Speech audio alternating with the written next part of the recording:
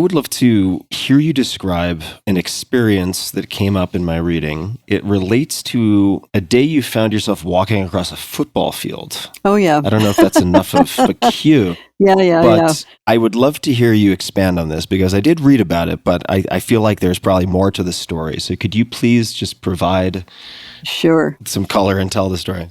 Writers make stuff up, Tim. You ask them questions that essentially have no answers, but they make stuff up anyway. So I'll tell you what I made up. Yes, please. But it's kind of true. Sounds like my life. Yeah, right. It's like that.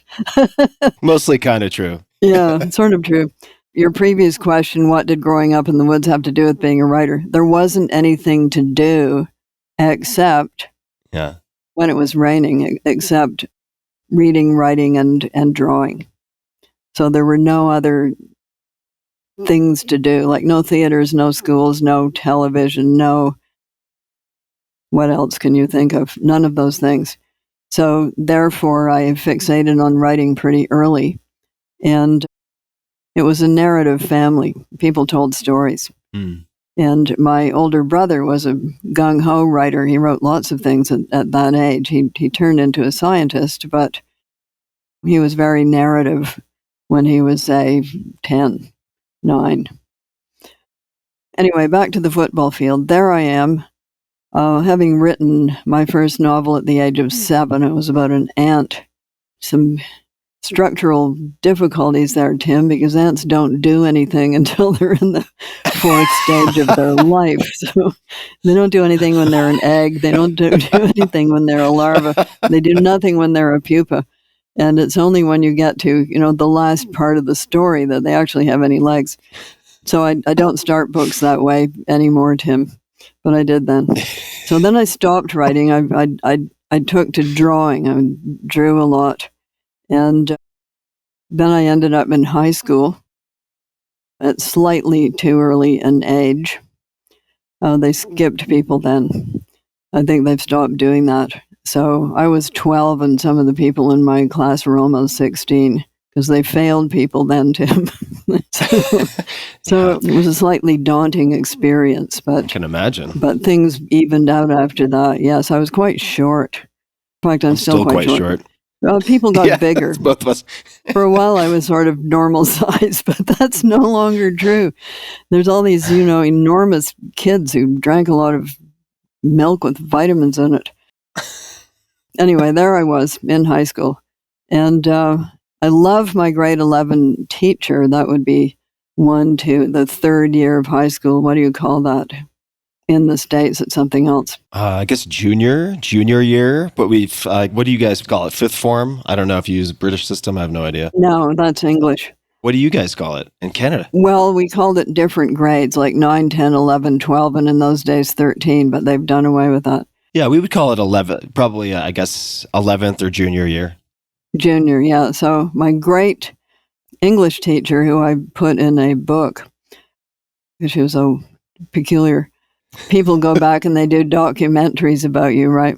And usually the teacher says, oh, yes, I could see instantly great, brilliant Sean right out of her head. And I could tell she was, slated for greatness. But she told the truth. She said she showed no particular ability in my class, which was true.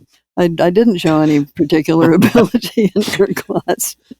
And I had no idea then that I was going to be a writer. Didn't strike me until the next year when I had a different English teacher who I've also put into a story because she was a legend in her own time. She took hold of the people in her class and she yanked them through the curriculum. No matter what, she got us through. And her name was Miss Bessie Billings. And she made the immortal comment, because I showed her one of my poems. She said, I don't understand this at all, dear, so it must be good. So wonderful. I love it. That is great.